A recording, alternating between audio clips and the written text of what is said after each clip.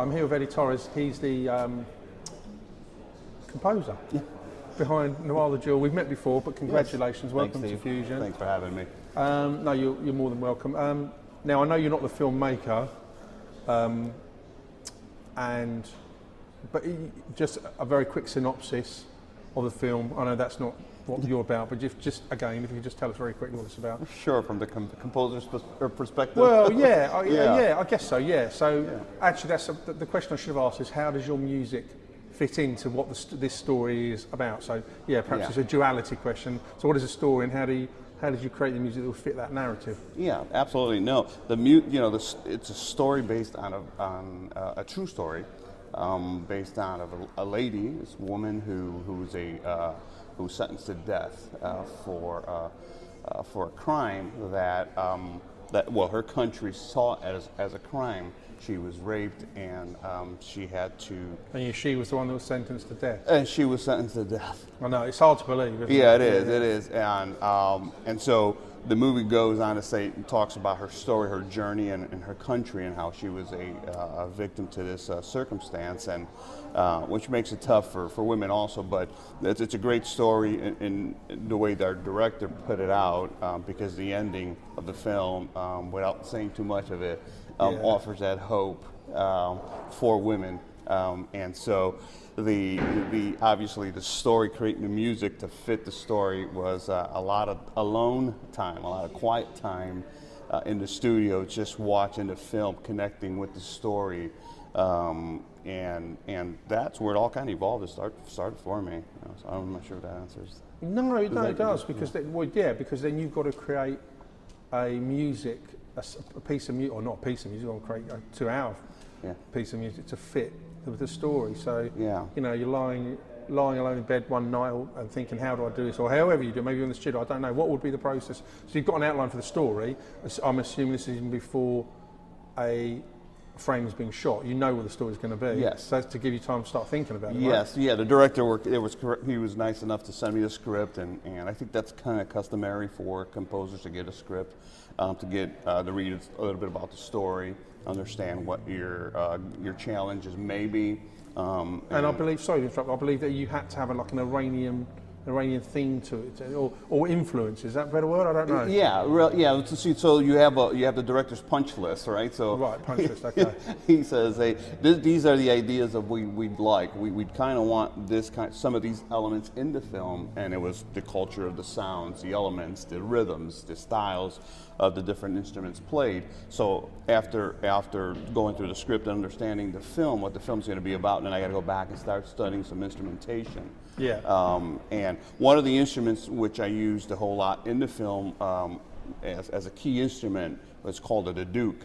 And the duduk is a 3,000-year-old flute sort of instruments, but it's such an emotional, I call it an emotional instrument. You play it, there's parts in the scenes where it's just that the duduk is playing in a scene, and it sets the tone for what's happening in that shot. Other times it was the duduk with maybe a cello or a violin. But you don't know this instrument? No. So does that mean you've got to learn the instrument? So I have to understand how it's played a little bit. I have to understand how it works. And so one of my cheat list of people who I saw use this instruments in a concert was actually Yanni.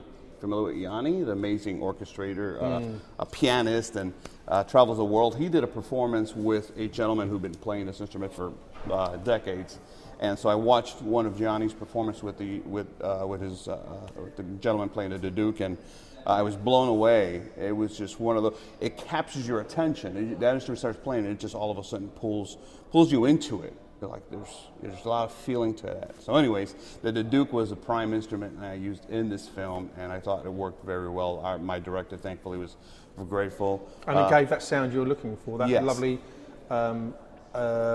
Asian, or that's probably, but that kind of that feel, the Iranian feel, that vibe to it. Yeah, you know, it's a Turkish instrument. It's a 3,000-year-old instrument, and it worked well. I mean, I had some free reign with music elements in there. Obviously, our director says, "Hey, we'd like these kind of vibes. Here's some ideas of some of our music." The film was the director's from Malayalam, India. And he said, we want to keep some of these elements within the film, but we also want to add some of the Western vibe, so it has a little contemporary element to it as well. Just to give it a little twist to it. Yeah, a little twist. Some of the string applications to it, and some of the piano elements. There's a song in the film which I wrote and co-wrote with a wonderful songwriter by the name of Ashley Garland. And we wrote this song for a certain scene. It was a prison scene. And that song, called Mothers, which is available on iTunes, by the way, now. Put it in there. Good plug. Put it in there.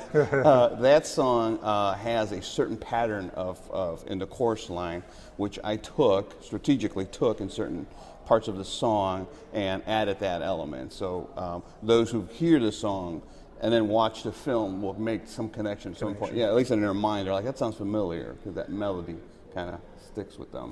So as a composer, I can't believe I've never answered this question. You don't necessarily have to be able to play every instrument. No. That's just been revealed, isn't it? Yes, yeah. Especially nowadays. You know, there's a lot of conversations with great composers. Some of the icons I follow, like obviously Zimmerman, you know, or Hans Zimmer, and Brian Tyler, you know, and obviously John Williams, and you have that wonderful great story about John. yeah, John Williams story. Yeah. And so these guys, you know, they're asked the same question about the involvement of composers in music nowadays here.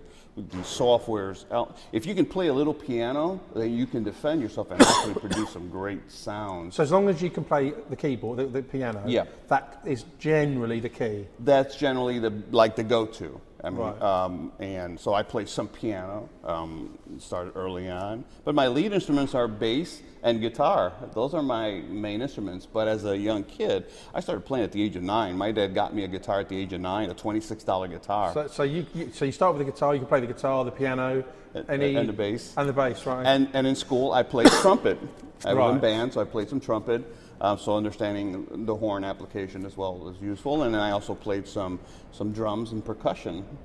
So if you've seen Brian Tyler, I connect with him because of that. Brian Tyler out of Hollywood, LA, he puts you see him taking video clips of him playing the drums in a certain scene, or the guitar or the bass, and he jumps around from the instrumentation. You know, obviously when he goes and orchestrates us, he's got the whole band in the pit. But he does these instruments himself, and I find myself in that kind of element. Though I appreciate to have another musician in the room working with me on a project, that's because a different perspective, different feel to the instrument. But being able to do that also helps out when the budgets are limited too. Well, it's just funny you mentioned about John Williams, because I think there's a famous story when Spielberg went to his house or wherever his recording studio and said, you know, I'm doing this film about a shark, great white, and he obviously pitched it and he knew where, and he came up with it on the piano. Apparently Spielberg was like, you know, oh no, because you're not going to get the vibe from the piano, even those two notes, aren't you? No. But actually, if you know, luckily you went with it in the rest, just because actually when you watch it, even now the music is unreal, isn't it? You know, it's amazing because it's always about a simple melody can take a song, it can take a piece of film to another level. I mean, and you know, there's so many films out there that you just hear a couple, 2 or 3 notes in this song. I mean, most hits in the music world, are based around 3 or 4 notes. Right, I've heard this before, and that extends to popular music and everything, yes, doesn't it? Yeah. It is. And it's because the common ear, the simplicity, those notes are easy for folks to remember, as opposed to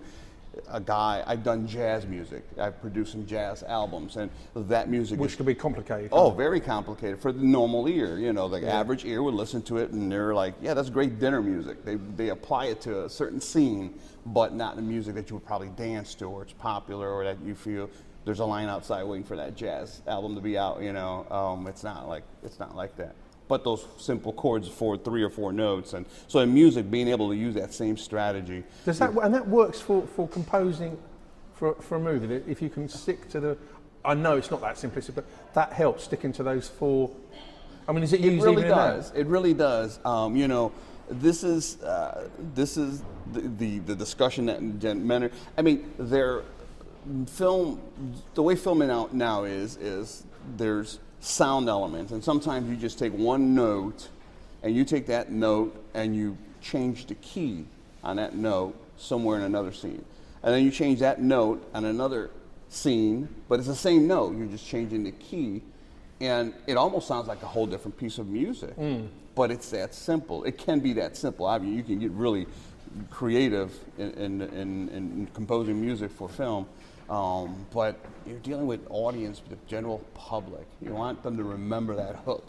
It's like pop music. It's the hook. Keep that hook. If you want your music to stand out in a film, obviously, so that's the challenge, always finding that hook. I mean, John Williams is one guy. I mean, when he wrote, some of the greatest films out there, like Superman or Star Wars, and even E.T. When you listen to those, I mean, you can hear the first 4 bars of that music, and everyone knows, right? Oh, that's E.T. They right away connect with it because the strategy, the time that he took to just focus on that small line, that short melody line.